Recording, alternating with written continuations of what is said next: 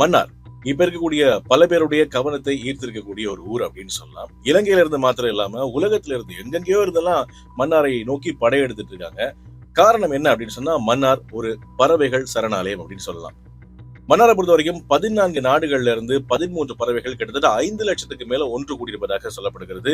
வலகை, அது பறவைகள் தங்களுடைய இனவிருத்திக்காகவும் உணவுக்காகவும் கூட்டம் கூட்டமாக வேறு தேசங்கள்ல இருந்து பறந்து வரதான் வலகை அப்படின்னு சொல்றாங்க. அந்த வலகை அதிகமாக நடைபெறுகின்ற இடம் எது அப்படின்னு சொல்லிக்கிட்டீங்கன்னா அது நிச்சயமாக மன்னார் தான். மன்னாரை பொறுத்த வரைக்கும் வெளிநாட்டு பறவைகளுடைய வருகை அதிகமாக இருக்கிறதுனால அந்த பறவைகளுக்கு எதுவும் ஆயிடக்கூடாது அப்படின்றது மனிதர்களா எங்களுடைய ஒரு மிகப்பெரிய எதிர்பார்ப்பா இருக்குது.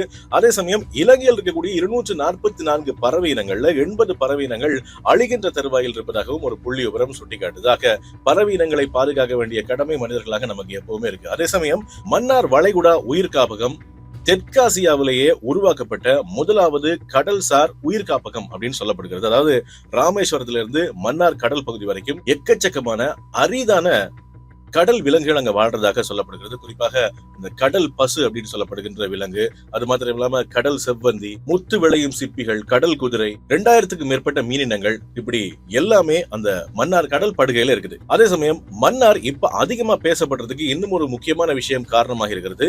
அதுதான் இல்மனைட் அப்படின்னு சொல்லப்படுகின்ற டைட்டானியம். இந்த டைட்டானியம் உலகத்தில் இருக்கக்கூடிய எல்லா நாடுகளுக்கும் தேவை. குறிப்பா சொல்ல போனா அமெரிக்காவுக்கு ரொம்ப ரொம்ப தேவை. உக்ரைன் இருக்கக்கூடிய டைட்டானியத்தை நாங்க பெற்றுக்கொள்கிறோம், இதன் மூலமாக ரஷ்யாவுக்கு உங்களுக்கு பிரச்சனையை தீர்த்து வைக்கிறோம் அப்படின்னு சொல்லி அமெரிக்கா இறங்கி உக்ரைனோட பேச்சுவார்த்தை நடத்தியிருந்தது.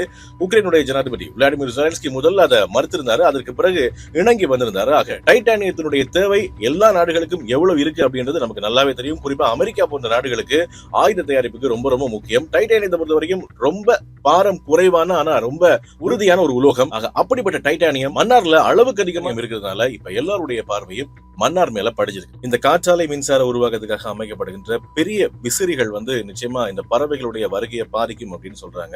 காரணம், பறவைகள் கூட்டமாக அதனுடைய வழியில வரும்போது புதிதாக உருவாக்கப்படுகின்ற இந்த விசிறிகள்ல மோதி கூட்டம் கூட்டமா உயிரிழக்கிறதுக்கான வாய்ப்புகள் அதிகமாக இருப்பதாகவும் சொல்லப்படுகிறது. அதே சமயம் மண் அகழ்வு இல்மனைட்டை எடுத்துக்கொள்ளும் போது, அதாவது டைட்டானியத்தை எடுத்துக்கொள்ளும் போது அது கடல் வாழ் உயிரினங்களுக்கு மிகப்பெரிய பாதிப்பை ஏற்படுத்தும் அப்படின்னு சொல்றாங்க. ஆக வெளிநாட்டு நிறுவனங்களுடைய வருகை இந்த மண் வளத்தையும் மக்களுடைய நலத்தையும் பாதிக்குமா, மன்னாருடைய உயிர் பல்வகைமைக்கு பாதிப்பை ஏற்படுத்துமா, இதெல்லாம் மிகப்பெரிய கேள்வியா இருக்குது. உங்களுடைய கருத்துக்கள் என்ன? அதையும் இந்த காணொலிக்கு கீழே பகிர்ந்து கொள்ளுங்க.